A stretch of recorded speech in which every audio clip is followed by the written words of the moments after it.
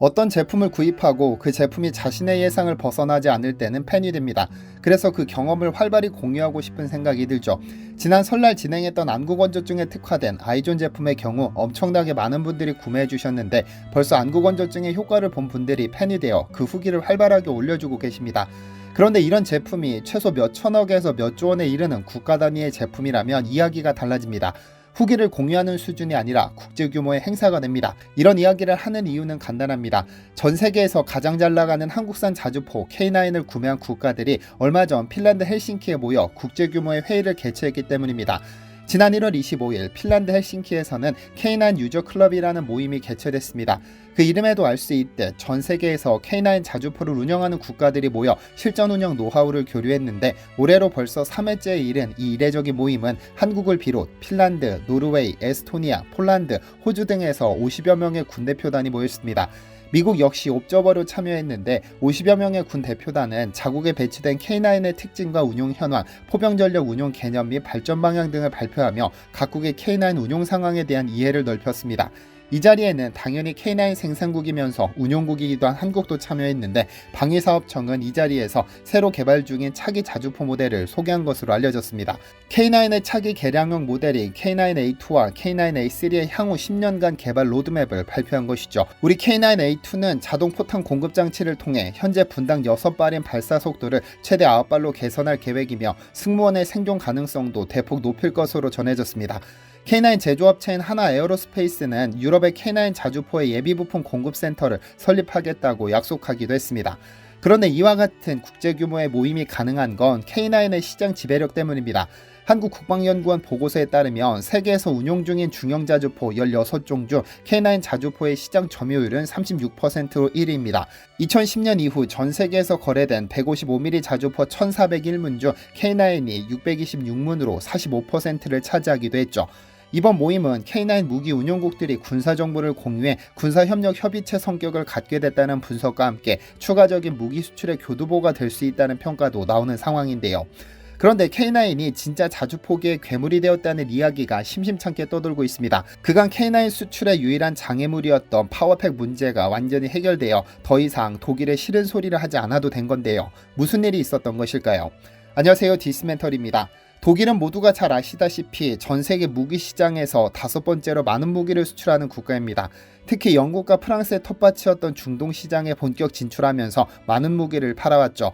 그러던 2017년경 사우디아라비아의 모하메드 알 투아이질의 경제처가는 독일 언론과의 인터뷰에서 더 이상 독일로부터 무기를 수입하지 않겠다며 무기 판매 요청으로 독일 정부에 문제를 안기고 싶지 않다고 말했습니다. 그도 그럴 것이 그간 독일 내부에서는 사우디아라비아 및 아랍에미레이트 등에 무기를 판매하는 것이 정치적으로 큰 논란이 되어 왔습니다. 그래서 특정 국가의 반대 세력 공격이나 내전에 사용되지 않게끔 확인한 후 무기 수출을 허가한다는 입장을 고수해 왔었죠. 그런데 이 때문에 피를 본 국가가 한국입니다. 보통 중동은 무기를 수입하기 위해 계약을 체결하면 이를 비밀로 묻히는 경우가 많습니다. 그럼에도 지난 2019년 연말 무기 전문가들 사이에서는 한국이 아랍에미레이트와 K9 자주포 수출 계약을 체결했다는 소식이 공공연하게 나돌았습니다. 그런데 수출 계약을 체결했음에도 최종 수출이 이뤄지지 못했는데 왜냐하면 독일이 아랍에미레이트에 대한 금수 조치를 시행했기 때문입니다. 뭔가 이상합니다. K9은 하나 에어로스페이스가 만드는 한국산인데 독일의 무기 수출 금지 조치에 왜 영향을 받는 것인지 도통 이해가 되지 않는데요.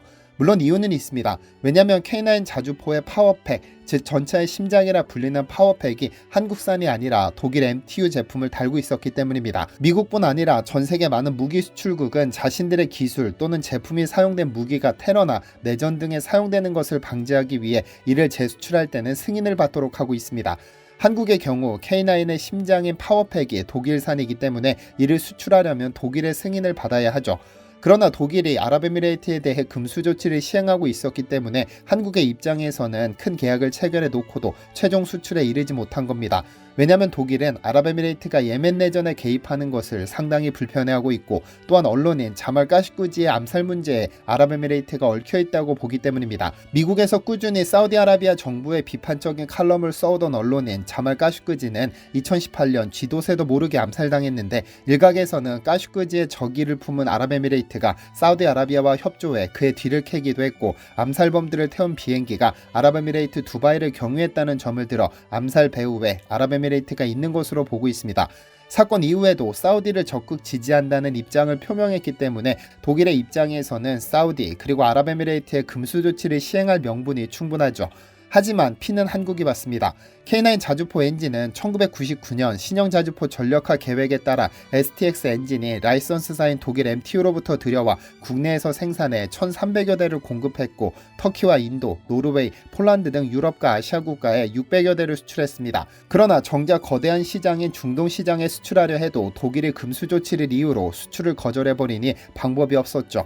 그런데 이제 독일이 난감해졌습니다. 왜냐하면 한국이 국산 파워팩을 완성시켜 버렸으니까요. 얼마 전 사우디아라비아 리야드에서 열린 세계 방산 전시회에 우리 K9 자주포가 모습을 드러냈습니다. 물론 어떤 분은 K9 자주포가 전시회에 나간 게 그리 신기할 일이냐 말할 수 있지만 이번에는 조금 다릅니다. 이번 전시회에 소개된 K9은 최초로 국산 엔진을 장착했기 때문입니다. STX 엔진이 K9 자주포용 1000마력 엔진 부품의 국산화에 성공한 건데요. 이 엔진의 핵심 기술은 크게 두 가지입니다. 하나는 1대1로 호환할 수 있는 설계 기술입니다. 1000마력급 엔진의 기본 성능 및 핵심 부품에 대한 세계 최고 수준의 기술을 확보했으며 K9 개발 엔진 성능 평가를 통해 독일 MTU 엔진과 비교해 동등 이상의 엔진 성능임을 입증하기도 했습니다. 뿐만 아니라 K9 자주포 외에도 K10 탄약 운반차, AS-21 레드백 보병 전투 차량 등에도 전부 호환이 가능해 경제적 가치가 상당히 높아졌습니다. 또 하나는 부품의 국내 개발을 통한 기술 독립입니다.